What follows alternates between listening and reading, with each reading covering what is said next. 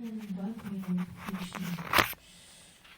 방금 보신 영상은 제가 한 주간 한 3번을 본 것 같아요. 볼 때마다 눈물이 나요. 코로나19로 인해서 전 세계가 질병의 재난을 겪고 있는 가운데 현재 전 세계 곳곳에서 일어나고 있는 기도운동의 모습입니다. 어려움을 만난 열방이 지금 다시 하나님께로 돌아오고 있습니다. 하나님의 은혜를 바라고 하나님의 회복을 구하고 있어요.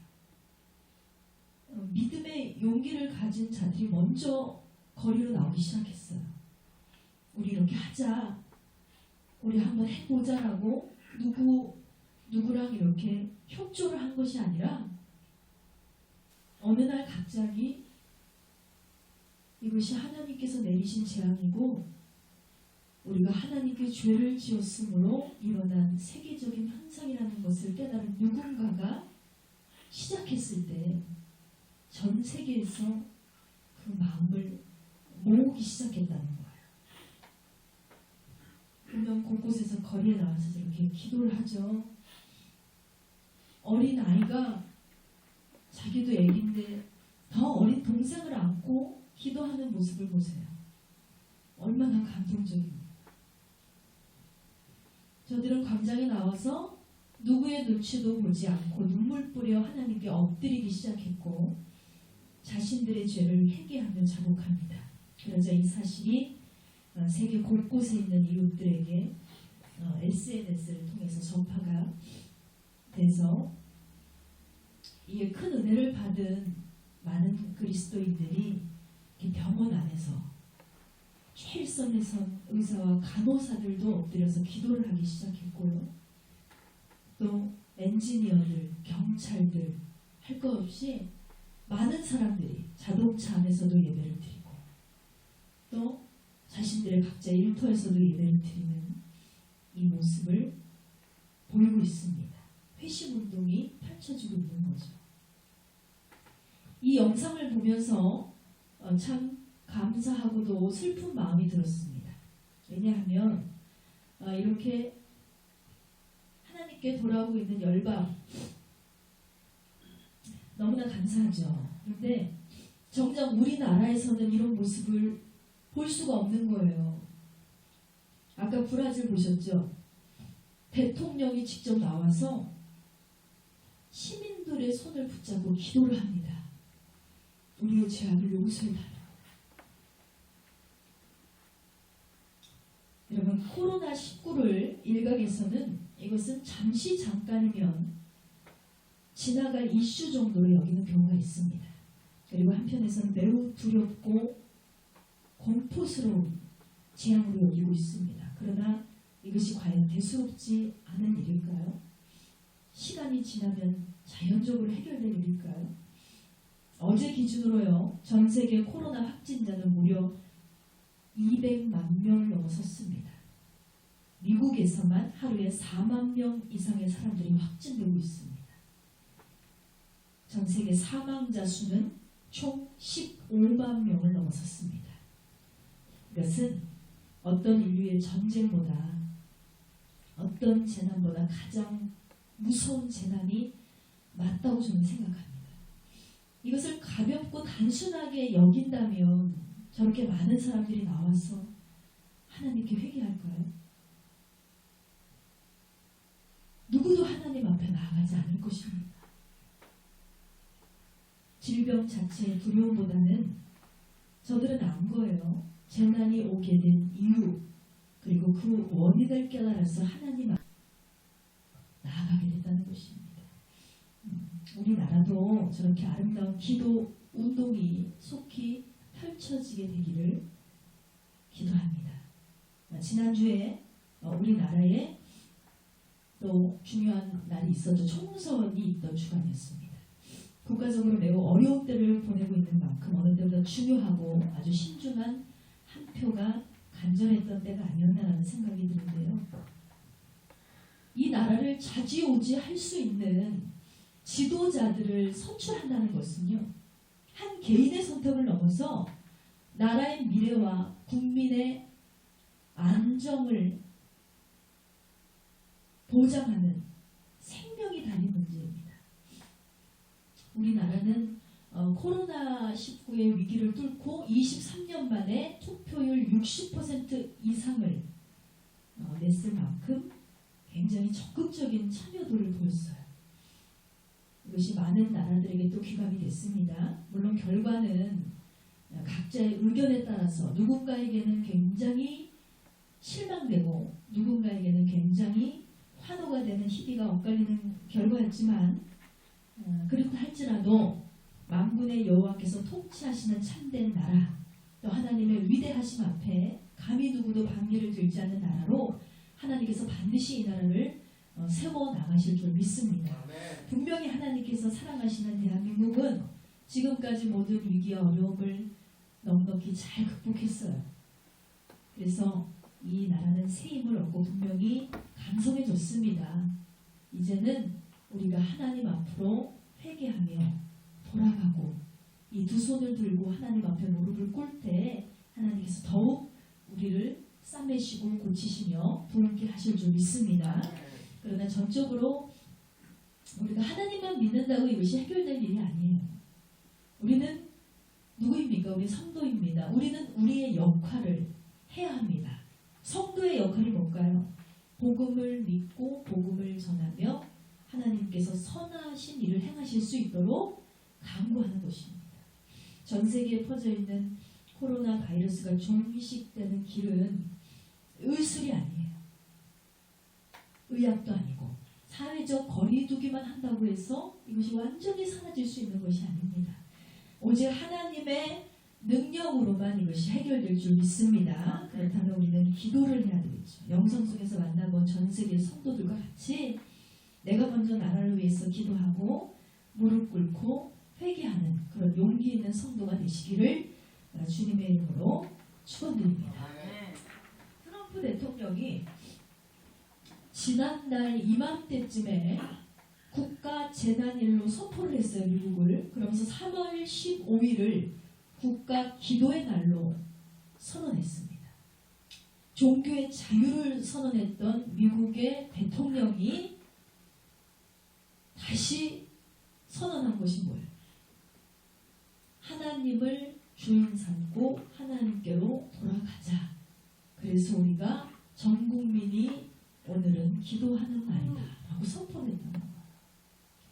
반면에 중국의 시진핑은요, 코로나19가 발생하자 제일 먼저 한 일이 뭔지 아세요? 중국 전역에 있는 모든 교회를 폐쇄 조치할 것을 명령했습니다. 참 다른 방향으로 지도하고 있는 지도자들의 모습이 보이죠. 전 세계의 코로나 확진자 수가 3위를 차지할 만큼 많은 인명피해를 호소하고 있는 이탈리아 광장에서 많은 사람들의 회개 기도하는 장면이 영상에 찍혔습니다. 아까 나온 영상에서 가장 많은 사람들이 모인 곳이 바로 이탈리아예요. 여러분, 왜 이렇게 많은 사람들이 하나님께 지금 기도하고 있는 걸까요? 그들은 알아요. 과학도 재력도 국력도 이 바이러스 앞에서는 속수무책이라는 사실을 알았기 때문입니다. 그리고 재난이 어디서부터 왔고 왜 왔고 어떻게 고칠 수 있는지를 저들이 깨달았기 때문에 하나님께 무릎을 꿇게 된 것입니다. 그러나 국민들이 나와서 저렇게 공개적으로 기도를 할 때 저 기도하는 것들을 막고 정부에서 하지 못하게 한다면 어떻게 해요? 할 수가 없어요. 지금 우리나라 중대형 교회들이 왜 문을 닫고 있어요? 정부에서 예배하지 못하도록 막았기 때문에 어떻게 할 수가 없는 거예요. 아무리 우리가 기도하고 싶어도 이 나라의 기도의 주권이 막힌다면 우리는 절대로 하나님 앞에 나오기가 힘들 것입니다. 그래서 기도할 수 있을 때 여러분 기도하십시오. 모이기를 힘쓸 수 있을 때 하나님 앞에 모여서 하나님 앞에 엎드릴 수 있는 저와 여러분이 되기를 원합니다. 우리에게는 믿음의 지도자가 필요합니다. 다른 것은 다 부족해도 예수 그리스도를 주로 인정하고 고백할 수 있는 지도자가 있다면 그 어떤 어려움이 찾아오더라도 저 브라질 대통령처럼 함께 나와서 회개 기도하고 통곡하며 하나님을 찾지 않겠습니까? 분명히 하나님께서 기뻐하는 나라가 되면 이 나라는 모든 위기와 환난을 극복하고 분명히 주님께서 넘어가게 하실 줄 믿습니다. 그러므로 강력한 믿음의 지도자들이 이 나라에 세워지기를 여러분 기도하시고 더욱 애통하며 기도하는 자가 바로 저와 여러분이 되기를 주님의 이름으로 축원합니다. 자, 오늘 본문의 내용을 살펴보면 예수님을 믿는다고 해서 고난이 면제되지 않는 참혹한 현실에 대한 내용이 기록되어 있습니다. 근데 여러분, 우리가 고난 중에 있다고 해서 그 문제에 대해서 막 불평하거나 염려한다고 해서 문제가 해결될까요? 안 될까요? 전혀 문제는 완화되지 않습니다. 그렇다면 과연 우리는 성도로서 고통을 당할 때 어떻게 해야 하느냐? 어떻게 하면 위기를 극복하고 하나님의 베푸시는 회복을 경험할 수 있을까요? 바로 이 문제 해결을 위해서 오늘 주신 말씀 하박국 3장의 내용을 함께 살펴보고자 원합니다. 여러분, 많은 사람들이 궁금증을 품고 살아가는 것이 있어요. 이 땅에 왜 불의가 사라지지 않는가? 죄가 없는 사람들이 왜 고통을 당하는가? 하나님께서 진짜 살아계시다면 어떻게 이런 일들을 허용하시는가? 우리가 눈앞에 보이는 세상은 어때요? 악한 자들은 나날이 번영해가고 선한 자들, 의인들은 날마다 고난에 처해 있는 것 같습니다. 우리를 둘러싼 여러 문제들이 있지만 그렇다고 시원한 해결책이 없기 때문에 우리는 늘 답답함을 느끼며 그렇게 살아가고 있습니다. 그런데 오늘 본문의 하박국 선지자는요, 이미 2600년 전에 이러한 질문을 하나님 앞에 던지고 있는 거예요. 하나님, 왜 이 땅의 불의는 사라지지 않습니까? 왜 죄 없는 사람들이 이렇게 고통을 당하며 살아야 합니까? 하나님, 진짜 하나님께서 능력의 하나님이시라면 어찌 이것을 내버려 두십니까? 2600년 전의 질문입니다. 하박국 선지자가 한참 왕성하게 활동하던 시대는 이스라엘이 남과 북으로 갈려서 북쪽의 이스라엘은 아수르에서 멸망을 당하고 남쪽의 유다도 바벨론의 위협에 처했던 때였습니다. 아주 비참한 상황이에요. 나라 전체가 몰락할 수밖에 없는 상황. 이런 상황에서 하박국이 볼 때 이 나라의 형편이 도무지 이해할 수가 없는, 도무지 납득할 수 없는 위기에 처해 있습니다. 여러분, 유다 민족이 어떤 민족이에요? 이스라엘 백성들이 어떤 사람들이에요? 하나님께서 택하신 하나님의 선민들입니다. 하나님의 율법을 받은 백성들이고 하나님께 제사를 드림으로 죄사함을 얻게 된 특권을 가진 자들이었습니다. 그런데 그런 유다 백성들이 하나님 앞에 불순종할 뿐만 아니라 오히려 하나님을 열심으로 믿는 사람들을 더 적극적으로 핍박하고 박해하고 미워하기 시작했어요. 하나님께서 택하신 자들. 그러니까 당시의 상황은 나라적으로 부패가 아주 심각하고 폭력이 아주 심각하고 탐욕과 불의가 만연한 그런 나라 전체에 죄가 있습니다. 선지자들의 거듭된 경고에도 불구하고 유다 백성들은 하나님께로 돌이킬 줄을 모르는 거예요. 멈출 수가 없어요. 그러니까 성경에 보면 어느 때까지리까 너희가 어찌하려느냐 이런 단어들이 숱하게 나옵니다. 이 선지자들이 너무 답답하니까 이러다가 너희 큰일 나는데 이러다가 우리 쫄딱 망하는데 하니까 불의를 행하는 자들을 향해서 어찌하려느냐 도대체 언제까지 이럴 거냐 계속해서 호소하고 있어요. 그 중에 하나가 바로 하박국 선지자였습니다. 그도 역시 유다 사람이에요. 그런데 이 백성들의 불순종이 너무나 한심해요. 그로 인해서 하나님의 무서운 심판이 기다리고 있음을 알기에 죄에서 도무지 돌이키지 못하는 백성들에 대한 안타까운 마음이 있었다는 것입니다. 그런데 또 하박국은 생각합니다. 하나님, 왜 죄가 온 땅에 이렇게 전염되도록 이 땅을 그냥 내버려 두십니까? 하나님에 대한 불평도 있었다는 거예요. 그래서 하박국서 1장 2절에서 4절 말씀 보세요. 하박국서 1절에서 2절에서 4절 말씀 보면 여호와여 내가 부르짖어도 주께서 듣지 아니하시니 어느 때까지니까 내가 강포로 말미암아 외쳐도 주께서 구원하지 아니하시니까 어찌하여 내게 죄악을 보게 하시며 폐역을 눈으로 보게 하시나이까. 겁탈과 강포가 내 앞에 있고 변론과 분쟁이 일어난다이다. 이러므로 율법이 해이하고 정의가 전혀 시행되지 못하오니 이는 악인의 의인을 에워쌌으므로 정의가 굳게 행하여 지니나이다 그랬어요. 정의가 도무지 용납되지 않는 세상이 됐어요. 겁탈과 강포, 변론과 분쟁, 패역한 죄악, 이것이 유다 전역에 퍼져 있었습니다. 그런데 왜 하나님 가만히 있으시냐는 거예요. 그러자 그때 하나님의 계시가 하박국에게 임했습니다. 5절 말씀에 여호와께서 이르시되 너희는 여러 나라를 보고 또 보고 놀라고 또 놀랄지어다 했습니다. 너희 생전에 내가 깜짝 놀랄 만한 일을 행할 것이다 라고 하나님 말씀하시는 거예요. 그게 뭐냐면 6절 말씀입니다. 보라 내가 사납고 성급한 백성 곧 땅이 넓은 곳으로 다니며 자기 소유가 아닌 거처들을 점령하는 갈대아 사람을 일으켰나니 했어요. 여러분 하나님께서는요 불의를 행하며 악을 도모하는 유다 백성들을 그냥 내버려 두신 것이 아니라 그보다 더 악랄하고 더 사납고 더 흉악한 자들 곧 갈대아 백성 도구 삼아서 유다 백성들을 심판하실 준비를 하고 계셨다는 것입니다.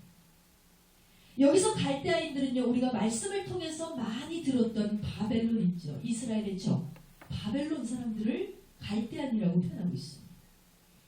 결국 이스라엘 백성들은 자신들의 죄로 인해서 바벨론에 의해서 무차비하게 사륙을 당하고 살아남은 자들은 어때요? 포로로 끌려가는 처지에 놓을 것이다. 이것이 하나님의 계획이었다는 거예요. 그런데 하박국은 또 이런 하나님의 음성에 너무나 놀랍니다. 그가 놀란 것은 하나님께서 심판하신다는 자체에 놀란 것이 아니에요. 하나님께서 심판의 도구로 이 갈대아인들 바벨론을 사용하신다는 데에 대해서 놀랐습니다. 아니 하고 많은 민족들 중에 하나님 왜 바벨론입니까? 바벨론 그들은 이스라엘의 적입니다. 이스라엘의 가장 강력한 적입니다. 유다 백성들은 분명히 하나님께 범죄하였습니다. 인정합니다. 저들은 벌을 받아 마땅합니다. 그러나 하필이면 하나님 왜 갈대아인들을 들어 도구 삼으십니까? 그들은요 하나님을 모르는 자들입니다. 그들은요 아주 악한 민족입니다. 사람 잡는 것을 마치 들짐승 잡듯이 하는 자들입니다. 그들은 사람을 죽이고도 약탈하고 기뻐하고 즐거워하고 자기 신들에게 제사를 드리며 경배하는 흉악한 자들입니다. 어찌 이런 자들을 통해서 우리를 심판하려고 하십니까?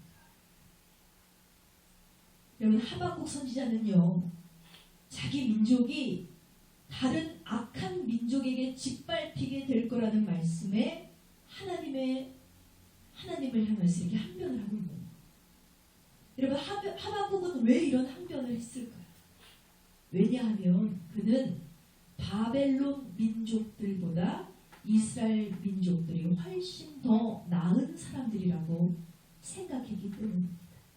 그래서 저런 악마 같은 사람들에게는 질 수가 없고 저런 살인자들에게는 우리가 당할 수 없다. 이런 마음이 있었기 때문에 하나님께 의의를 제기했던 것입니다. 그러나 여러분, 하박국의 이런 항변은 하나님의 마음을 전혀 움직일 수가 없었어요. 왜냐하면 하나님 앞에서는 모든 죄가 같습니다. 큰 죄를 지은 자나 적은 죄를 지은 자나 똑같아요. 사람을 죽인 살인자나 구멍가게에서 빵을 훔친 자나 하나님 보시기에 모든 죄가 똑같습니다. 그러므로 절대로 우리 성도가 해서는 안 될 일인 거예요. 저 사람보다 내가 낫다. 내가 더 낫다고 생각하는 거예요. 나는 죄인이 아니라고 생각하는 거예요. 여러분, 우리는요, 크고 작은 죄를 지으며 살아갑니다. 그런데 우리는 신문지상에 나오거나 뉴스에 나오는 많은 사람들을 보면서 그들을 비난하고 한심히 여기고 그들을 조롱하기 바빠요. 왜? 내가 저자보다 낫다고 생각하기 때문에. 저자가 지은 죄보다 나는 죄가 없다고 여기기 때문에 그렇게 우리가 스스로를 적은 죄를 가진 사람처럼 착각하고 있다는 것입니다. 그런데 이것이 잘못이라는 거예요.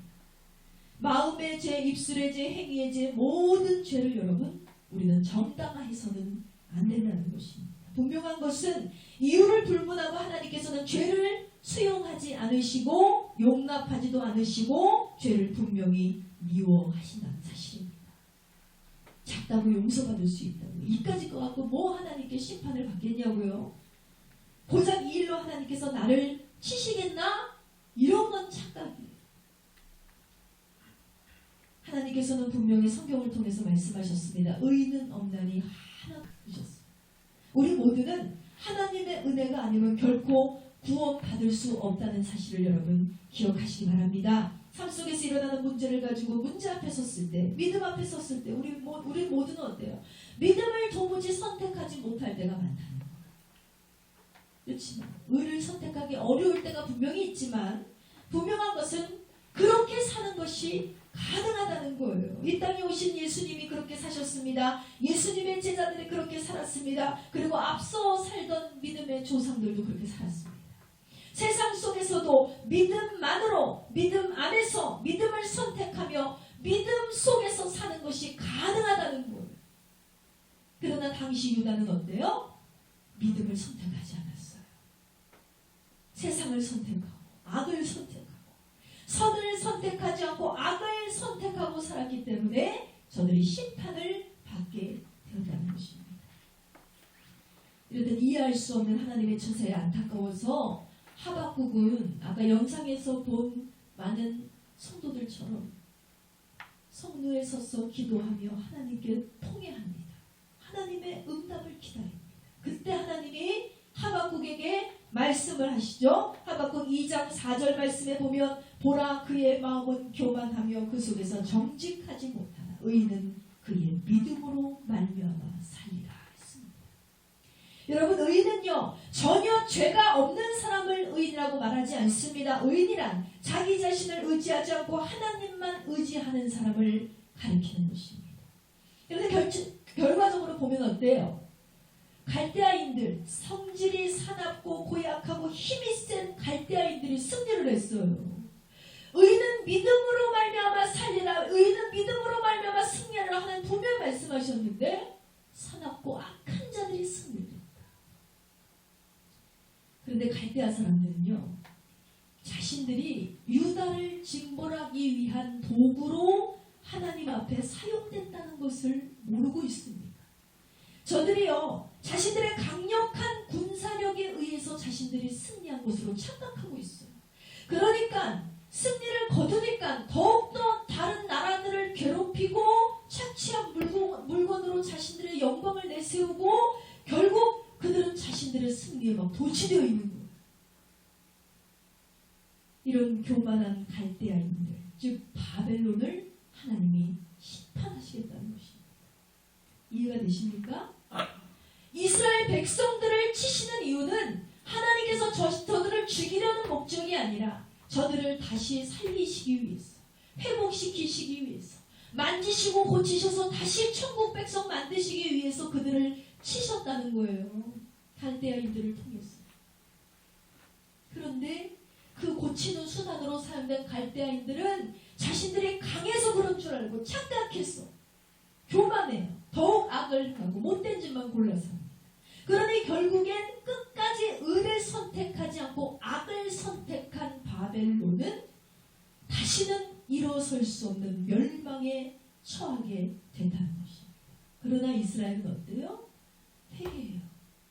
돌이켜요. 회복됩니다. 하나님이 치셨으니까 다시 싸매실 하나님 앞으로 나옵니다. 하나님이 택하신 백성은 그래요. 시험을 당했을 때 하나님을 기억하고 하나님께로 회개하고 하나님께 나오기를 힘써야 우리는 의를 의지하는 자가 되어야 구원받게 된다는 사실을 여러분 기억하시기 바랍니다. 저는 개인적으로 이런 생각을 합니다. 이번 선거로 인해서 하나의 당이 아주 강력한 힘을 얻게 됐습니다. 강력한 권력을 얻고 유력한 힘을 얻었습니다. 물론 패배를 맛본 여러 당들은 좌절했어요. 당이 사라지는 위기까지. 그러나 한 당의 앞에 과연 저들의 진짜 힘일까?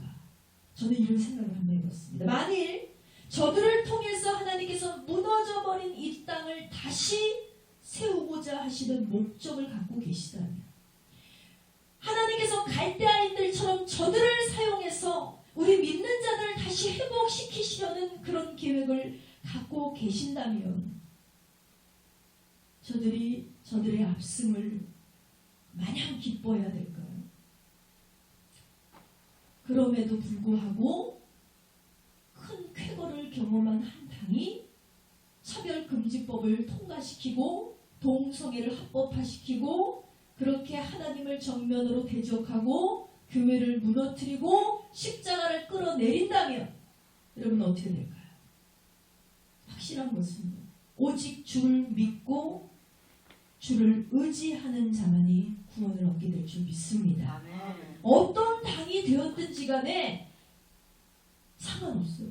하나님 위에 어떤 당도 있을 수가 없습니다. 어떤 법이든지 하나님을 대적할 수 없습니다. 세상은 투표로 결과를 확인하고 1등이냐 아니냐로 성공을 추적하고 부자냐 가난하냐로 사람을 판단하지만 하나님의 법칙에는 일절 그것이 중요하지 않다는 거예요.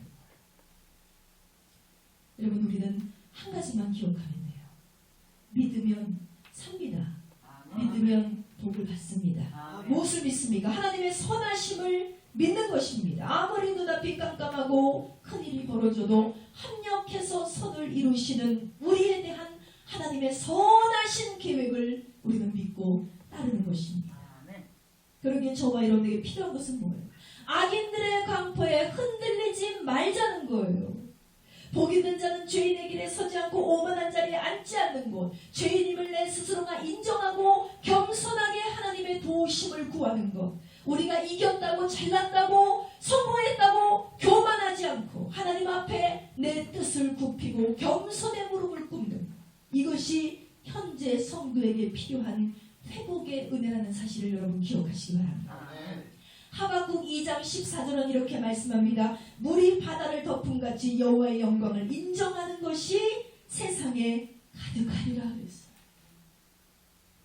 유다 민족의 죄악으로 인해서 유다가 바벨론에게 멸망당한다는 소식을 딱 들었을 때 하박국은 큰 충격을 받았습니다. 그러나 유다의 멸망이 하나님의 끝이 아니라는 것을 알았을 때 그는 기쁨이 솟아올랐어요. 실패가 끝이 아니구나. 진 것이 끝이 아니구나. 이게 하나님 나라에는 끝이 아니구나. 물론 유다 백성들은 바벨론에 의해서 죽임을 당하게 될 것입니다. 포로로 끌려가게 될 것입니다. 그로 인해서 성전은 불타게 될 것입니다. 성벽은 무너지는 시련을 겪게 될 것입니다. 그러나 오히려 그로 인해서 하나님의 영광은 물이 바다를 덮음같이 온 저녁에 하나님의 영광이 퍼지게 될 거라는 거예요.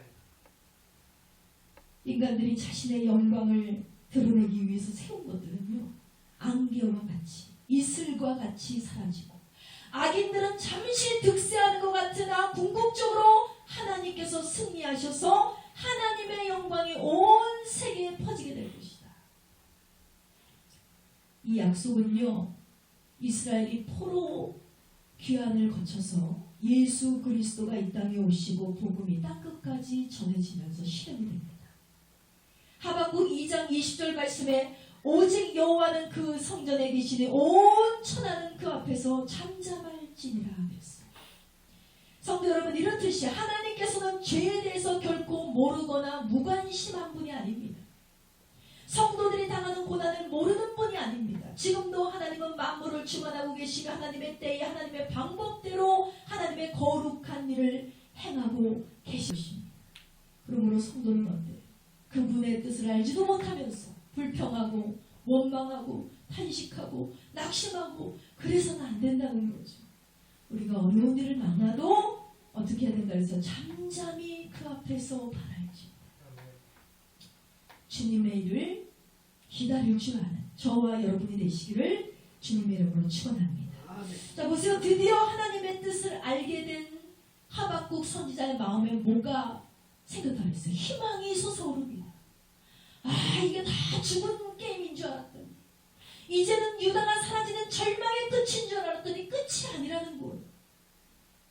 하나님의 말씀을 들으면서 그는 믿음의 눈으로 미래를 바라보기 시작합니다. 머지않아서 예루살렘 성전은 폐허가 될 거지만 그곳에도 하나님의 영광이 솟아날 것을 바라보는 거예요.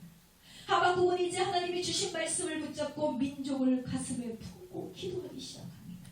기도가 깊어지면서 그의 놀라운 은혜를 체험합니다. 하나님에 대한 불평이 신뢰로 바뀌고 하나님에 대한 불안과 염려가 감사로 바뀌고 찬양과 소망으로 바뀌기 시작했어요. 하나님의 하시는 것을 이해할 수 없었기 때문에 그는 계속해서 하나님을 향해 왜 어찌하여 이렇게 행하셨습니까? 어찌하여 하나님 가만히 내버려 두십니까? 했는데 그렇게 질문으로 시작했던 하박국의 기도는 이제는 만물을 주관하시는 하나님에 대한 전적인 신뢰로 끝을 맺습니다. 이것이 바로 하박국 3장 전체 내용입니다. 하나님의 회복을 갈망하는 기도, 하박국의 기도가 담겨있어요. 여러분 어떠십니까? 느끼는 바가 많으시죠? 우리는요, 하나님의 계획과 하나님의 뜻을 알지 못해서 불평할 때가 많습니다. 내가 흥하지 못해서, 내가 성공하지 못해서, 내 삶에 열매가 맺히지 않아서, 이루지 못해서, 오히려 하나님을 믿지 않는 자들의 강성함을 보고 우리가 탄식할 때가 참 많습니다. 믿지 않는 사람들이 훨씬 더 부흥하고 훨씬 더 잘 돼요. 얼마나 낙심이 됩니까? 그러나 그런 우리를 향해서 하나님 말씀하시는 거예요. 나는 불의를 참고 내버려두는 무관심한 하나님이 아니라 다 하나님의 때가 있습니다. 다 하나님의 계획하심이 있습니다. 우리는 오늘 하박국의 기도를 붙잡고 우리도 하나님의 계획하심을 바라볼 수 있는 저와 여러분이 되시기를 주님의 이름으로 축원드립니다. 자, 우리가 붙들어야 될 기도를 오늘 하박국 선지자가 제시하고 있습니다.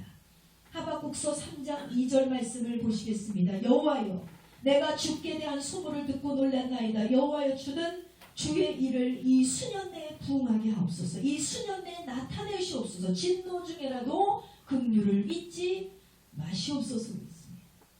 하박국은 주에 대한 소문을 듣고 놀란다 그랬어요. 소문은 직역하면 들은 것입니다. 무엇을 들었을까요? 그가 유다가 망한다는 것을 들었습니다. 무자비한 갈대아인이 유다를 심판하겠다는 그 소식을 들었어요.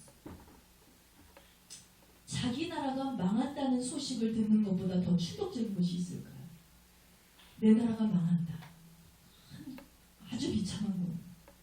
그러나 하박국은 말씀 속에 담겨진 하나님의 약속을 붙잡았습니다. 주의 일을 수년 내에 부응케 하옵소서.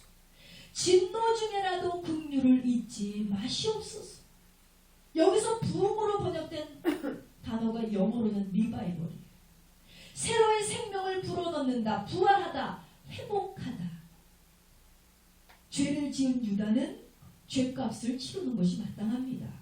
그렇지만 하나님께서 다시 유다 땅에 생기를 불어넣어 주셔서 과거의 영광스러운 모습, 하나님을 신실하게 하던 유다의 모습으로 회복시켜 달라는 간구가 하박국 선지자의 기도에 담겨있다는 것입니다.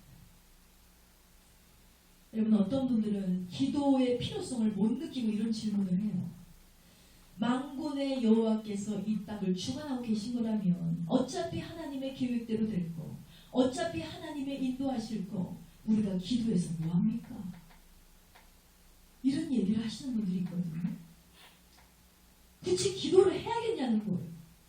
그런데 여러분, 분명히 말씀드리지만 반드시 하나님께서는 기도를 통해서 응답하시는 분임을 믿으시기 바랍니다. 하박국은 유다가 폐허가 되고 멸망하게 된 것이 바로 기도하지 않은 백성들 때문이라는 사실을 깨달았습니다. 성령의 역사를 위해서 기도하는 사람이 한 사람도 없어요. 하나님의 선하심을 위해서 기도하는 사람이 한 사람도 없어요. 다 자기 배 잘 먹고 잘 살고 자기 가정 잘 되고 돈 잘 벌고 건강하고 이것만 기도하지. 하나님의 나라가, 이 나라 가운데 이 성령의 역사가 이루어지도록 기도하는 사람이 한 사람도 없어서 유다가 멸망에 처했다는 사실을 알게 됐어요. 그래서 유다는 비록 멸망을 당하겠으나 멸망 이후에 나타날 하나님의 역사, 회복, 부흥을 위해서 하박국 선지자가 먼저 기도하기 시작했다는 것입니다. 여러분, 구원은 사람의 숫자에 달린 것이 아닙니다. 하나님의 능력에 달려있음을 믿으시기 바랍니다. 성도가 반드시 기도해야 하는 이유가 여기 있습니다. 부흥이란 단어와 비슷한 의미를 가진 단어가 뭘까요? 회복입니다. 사전적 의미로 부흥은 뭐예요? 크게 되는 것. 회복은 뭐예요? 치유예요. 그런데 전혀 다른 것 같은 이 두 단어가 성경에서는 같다라고 말할 수 있어요. 왜냐하면 치유되지 않고는 회복이 될 수가 없습니다. 변화될 수 없고 부흥될 수 없고 성공할 수 없고 크게 될 수 없다는 거예요. 회복이 있어야 부흥됩니다. 여러분, 하나님은요 꿈이 있으십니다. 하나님이 세상을 창조하시면서 보시기에 좋았더라라고 창세기는 나와 있습니다. 그리고 마지막 날에 인간을 창조하신 후에는 하나님이 보시기에 심히 좋았더라고 그랬어요. 이것이 바로 하나님의 꿈이에요. 하나님이 만드신 세상이 보기에 좋은 것, 하나님이 만드신 인간의 하나님 보기에 만족스러운 것, 그것이 하나님의 꿈입니다. 그런데 현재 우리의 가정을 보세요. 우리의 교회를 보세요. 우리의 삶을 보세요. 우리 자신을 보세요. 하나님 보시기에 과연 만족스러운 삶을 살고 있느냐는 거예요. 하나님께서 지으신 세상은 원형 그대로의 모습이 아니라 완전히 깨어져 버렸습니다. 우리가 어떻게 지어진 인간이? 창세기 1장 27절에 하나님이 우리를 어떻게 지으셨는지를 분명히 말씀하고 있습니다. 하나님이 자기 형상 곧 하나님의 형상대로 사람을 창조하시되 남자와 여자를 창조하시고, 하나님께서는 이 땅에 있는 모든 것을 말씀으로만 창조하셨지만 인간은 직접 흙으로 빚어서 생기를 불어 넣어서 만드신 정성을 들인 자들이야. 그리고 하나님이 보시기에 심히 좋았더라. 너무나 좋았더라.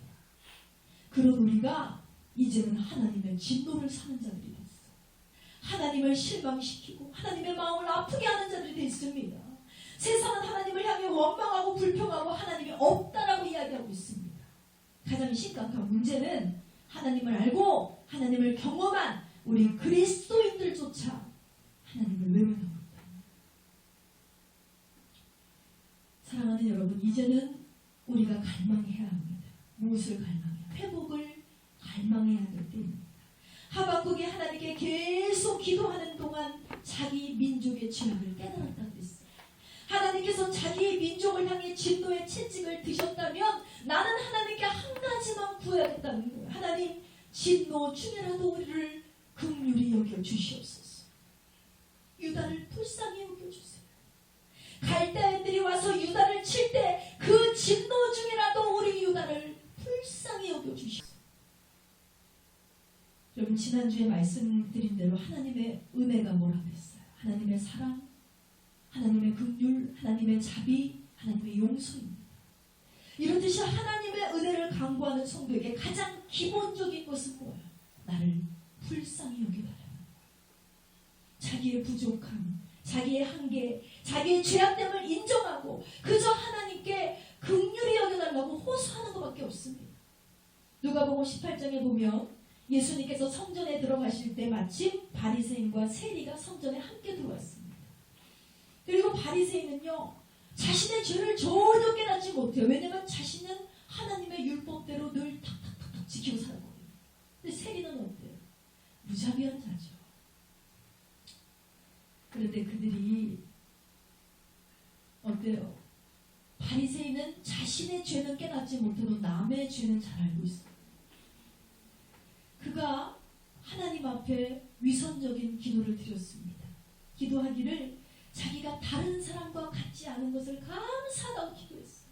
내가 다른 사람들처럼 죄를 짓지 않는 자가 되었으니 감사합니다. 특별히 이 옆에 있는 세리와 같지 않은 자가 되게 하심을 감사합니다라고 기도를 했어요.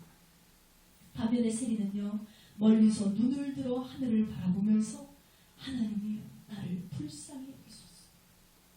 자기 자신이 바로 하나님 앞에 부끄러운 죄인이라는 사실을 고백합니다. 그래서 하나님이여 나를 불쌍히 여기소서 하면서 단순히 나의 죄를 고백하는 거예요. 하나님께 용서를 구하는 거예요. 여러분, 과연 하나님께서 누구의 기도를 기쁘게 받으셨을까요? 당연히 세리의 기도입니다. 그는 세상에서 많은 죄를 지었지만 하나님의 법대로 살지 못했지만 그는 자신의 죄인임을 깨달았어요. 그리고 하나님 앞에 불쌍히 여겨달라고, 자신을 긍휼히 여겨달라고, 자기를 자랑하지 않고 높이지 않고 겸손히 하나님 앞에 아뢰는 기도를 했다는 것입니다. 반면에 바리새인은 하나님의 율법을 철저히 지켰지만 그는 자기가 죄인임을 깨닫지 못했습니다. 다른 사람들만 비방하기 바빴지 자신의 죄를 고백하지 않았어요. 여러분, 하나님께서는요, 우리 자신이 죄인임을 인정하고 우리 자신의 죄를 철저하게 고백하는 우리가 세리의 기도를 하기를 원하십니다. 주님은 실로 우리를 불쌍히 여기시는 분임을 믿으시기 바랍니다. 그래서 지금 우리는요, 지금이야말로 하나님의 긍휼하심을 구해야 될 때, 주님 나를 회복시켜 주세요. 내가 주님으로 인해서 받았던 첫사랑 첫미들을 회복할 수 있도록, 주님 내가 주님을 향해서 열정을 회복할 수 있도록, 더 나아가서 우리 가정을 회복시켜 주시고 부부의 관계와 또 부모 자식 간의 관계와 또 우리 자녀들의 관계, 형제의 관계, 우리 교회, 우리 나라를 하나님 회복시켜 주세요. 우리가 기도해야 할 때임을 여러분 기억하시기 바랍니다.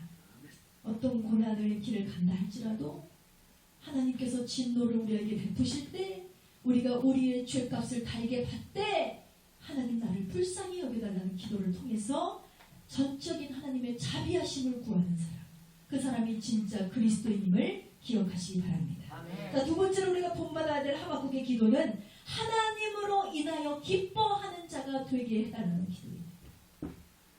하박국은 악인의 행위를 가만히 보고만 계시지 않고 주의 백성들이 고통당하는 것을 버려두지 아니하시고 구원하시겠다고 나서시는 하나님의 진노의 음성을 들었습니다. 그의 음성을 통해서 하나님의 임재가 쫙 임했어요. 하박국 3장 16절 말씀에 보면 하박국은 심장이 두근거리고 입술이 떨리며 내포가 썩는 것 같고 다리가 후들거리는 떨림의 느낌을 받았다고 그랬어요. 이때 하박국의 마음은 뭘까요? 한편으로는 자신도 유대인이기 때문에 이 엄청난 시련 가운데 너무나 두려운 마음이 드는 거예요. 한편으로는 믿음의 눈으로 하나님의 역사를 바라보니까 이 다음에, 이 재앙이 끝난 다음에, 이 고난이 끝난 다음에 하나님께서 회복시키실, 이루실 역사를 기대하는데 너무나 흥분되는 거예요. 어떻게 하나님이 이러실까? 그러나 눈에 보이는 현실은 달라진 게 하나도 없어요. 외적인 상황은 험악합니다. 불의와 불법이 여전히 난무합니다. 장차 유다의 이말 환난 때문에 답답하고 두렵기까지 합니다. 이 사실을 깨달은 하박국은요, 한 가지 기도하면서 은혜를 얻었어요. 하나님께서 그럼에도 불구하고 이 진노 중에도 여전히 유다 백성들과 함께 하신다는 거예요. 그래서 하박국이 이때 놀라운 고백을 합니다. 하박국서 3장 17절에서 18절 말씀, 우리 다 같이 한 목소리로 봉독하시겠습니다. 비록 무화과 나무가 무성하지 못하며 포도나무에 열매가 없으며 감람나무에 소출이 없으며 밭에 먹을 것이 없으며 우리의 양이 없으며 외양간에 소가 없을지라도 나는 여호와로 말미암아 즐거워하며 나의 구원의 하나님으로 말미암아 기뻐하리로다 했습니다. 여러분, 이것이 바로 믿는 자의 마음이자 믿는 자의 올바른 태도임을 기억하시기 바랍니다. 하박국의 고백은요, 참 쉽지 않은 고백이죠. 여러분, 지금 여러분은 하박국과 같은 고백을 할 수 있습니까? 먹을 것이 없어도 주님이면 괜찮습니다. 내 삶에 열매가 없고 돈도 없고 모두 없고 없어도 다 괜찮아요. 하나님이면 괜찮아요. 이런 고백하실 수 있어요? 내 소원이 응답되지 않는다 할지라도 하나님 한 분이면 나는 만족합니다. 이런 고백하실 수 있냐는 거예요. 쉽지 않습니다. 그런데 하박국은 고백하고 있죠. 아직 은혜를 얻지 못했어요. 아직 그는 하나님의 진노 중에 있습니다. 바벨론에 의해서 압제당한 속에 있습니다. 그럼에도 불구하고 모든 것이 없고 없을지라도 내가 하나님으로 인해서 기뻐하고 즐거워합니다. 라고 고백하고 있는 것입니다.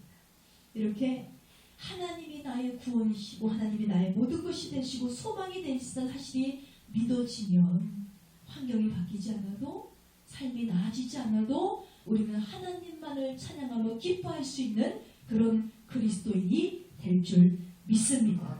자, 마지막으로 우리가 본받아야 할 하박국 선지자의 기도는 바로 나를 높은 곳으로 다니게 해달라는 것입니다. 자, 하박국 3장 19절 보세요. 주 여호와는 나의 힘이시라 나의 발을 사슴과 같이 하사 나를 나의 높은 곳으로 다니게 하시리로다 그랬습니다. 여러분, 하박국 1장은요 골짜기에서부터 시작이 됩니다. 그 골짜기는 어둠의 골짜기, 탄식의 골짜기, 아픔의 골짜기, 절망의 골짜기였어요. 이 골짜기를 막 헤매면서 하박국은 계속해서 부르짖었습니다. 하나님, 어찌하여 우리 민족에게 이런 어려움을 주셨습니까? 하나님, 어찌하여 우리에게 이런 고통을 주셨습니까? 그것은 마치 이 어둠의 골짜기를 헤매는 사슴의 비명소리와도 같다는 거예요. 그런데 이 사슴이 위험을 알아차리고 갑자기 막 뛰기 시작했어요. 그 날렵한 발을 이용해서 사슴은 온 힘을 다해서 뜁니다. 조금 전까지만 해도 그는 두려워서 아무것도 하지 않고 비명만 질러댔는데 갑자기 이 사슴이 힘을 얻고 날렵한 발로 저 언덕에 올라가서 서게 되었습니다. 그리고 자신을 위협하던 그 어둠의 골짜기, 아픔의 골짜기, 절망의 골짜기를 유유한 모습으로 바라보기 시작합니다. 여러분, 이런 사슴의 이미지를 한번 상상해 보세요. 이것이 바로 고난에 직면한 그리스도인들의 모습이자 오늘날 본문에 등장한 이 하박국 선지자의 모습입니다.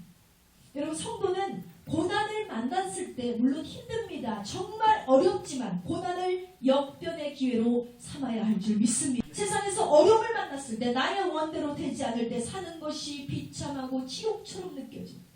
삶이 버겁고 괴로울 때 그때가 바로 복음의 승리를 이룰 때이며 기도와 회개로 엎드려야 할 기회임을 기억하시기 바랍니다.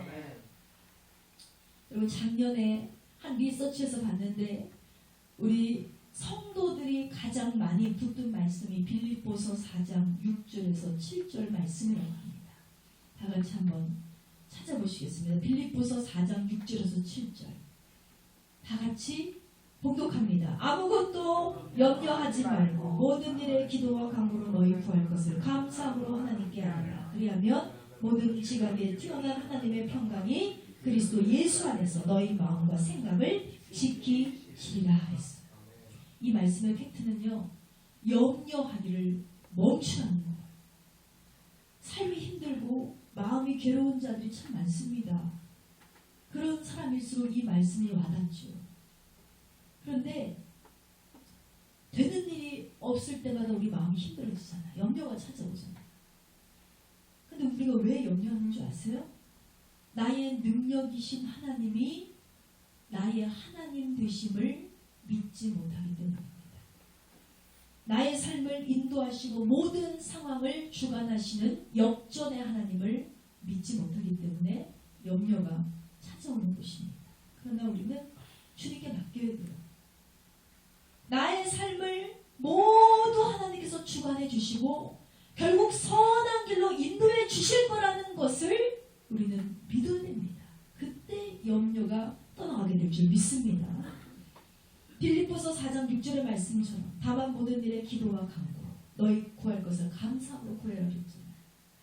이것처럼 이 사도 바울이 쓴 메시지거든요. 사도 바울은요 이 한 구절에서 기도, 간구, 구하는 것 비슷한 단어를 3번이나 썼어요. 왜 그래요? 그만큼 강조를 하는 거예요.